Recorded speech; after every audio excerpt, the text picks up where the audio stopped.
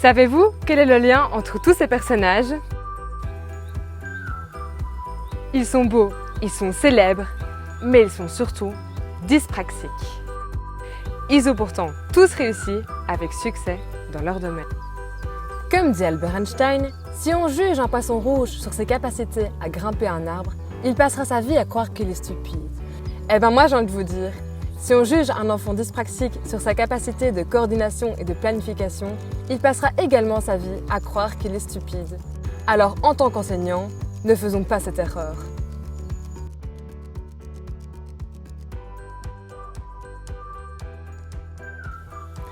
Savez-vous que 5 à 10% de la population est dyspraxique? Mais, Marguerite, c'est quoi la dyspraxie? Eh bien, c'est facile. Attends, je vais t'expliquer. La dyspraxie, c'est un trouble de la planification et de l'automatisation des gestes volontaires. Markup, avec des mots simples, s'il te plaît? En d'autres mots, un enfant dyspraxique peut avoir des difficultés à s'habiller, à construire une tour, à écrire, à manger, à découper, à marcher, à monter les escaliers, à lasser ses chaussures, à colorier, à imiter des gestes, à coudre, à fermer sa veste, à se boutonner, à souffler des bougies ou encore à faire des bulles.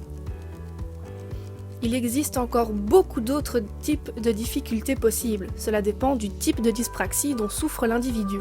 Il existe autant de types de dyspraxie que d'enfants dyspraxiques.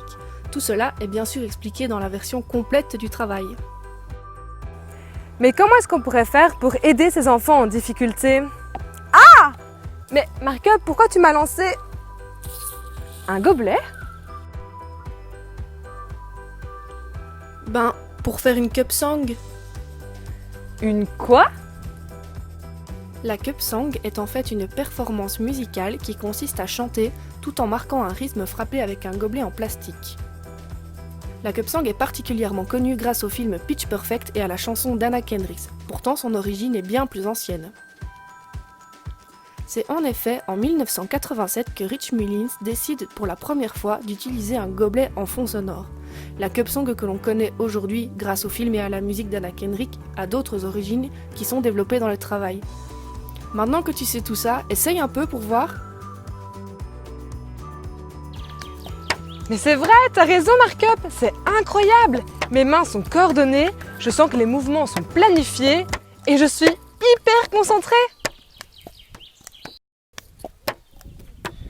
I've got my ticket for the long way round, to buy the whiskey for the way, and I'm sure I would like some sweet company, and I'm leaving tomorrow, what do you say? When I'm gone, when I'm gone, you've gotta miss me when I'm gone.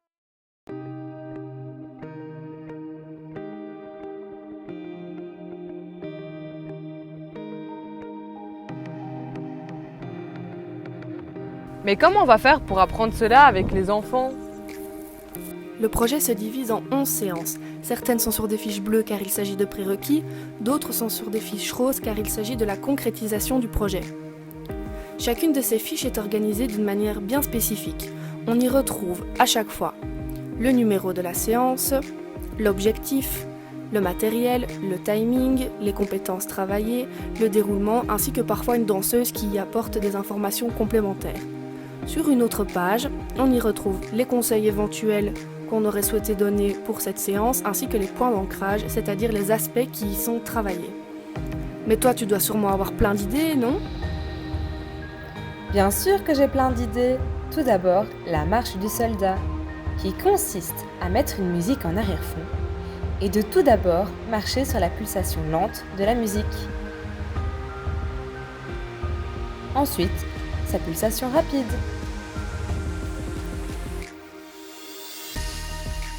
Une autre activité que nous pourrions faire s'appelle le rhythm and bullet. Chaque personne va inventer son propre geste. Il va ensuite le reproduire en plus d'un autre et s'asseoir.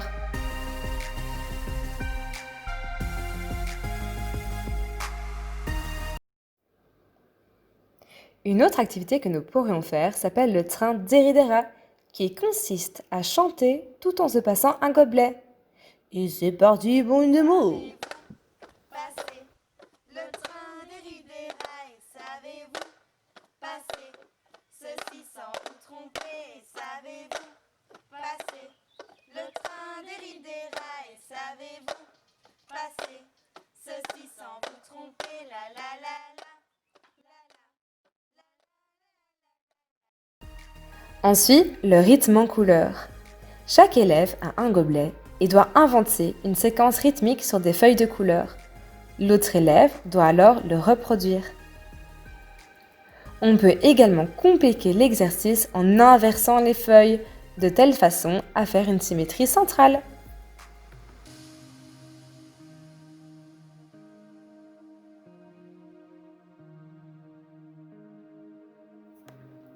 Et mark-up, j'ai une dernière activité qui s'appelle « À chaque cerceau, son geste ». Bon, pour l'occasion, j'avais pas de cerceau, mais un petit coussin de chaise fera très bien l'affaire. Chaque élève doit inventer un geste à un coussin. Ils devront ensuite le reproduire. Et action!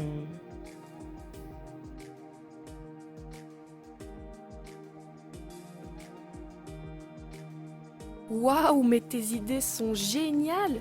En plus, toutes ces activités travaillent plein d'aspects, comme par exemple la coordination, la bilatéralité, la motricité fine et même d'autres aspects comme par exemple l'estime de soi, la confiance, la fierté et bien d'autres encore, mais surtout les fonctions exécutives. Mais mark-up, c'est quoi les fonctions exécutives? T'as une idée, toi? Oh, ben on va lire le TFE, je veux quand même pas faire tout le travail à ta place non plus, hein. Psst, mark-up! J'ai caché plein de gobelets dans la vidéo. À ton avis, il y en a combien?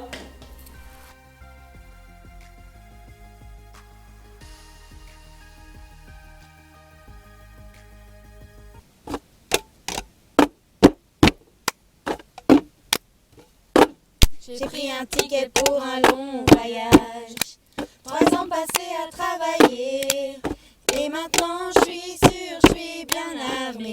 Merci aux profs de l'ENCBW, Maudon, Debuquois et Groffi, Moinet, Paulet et Van Spébrook.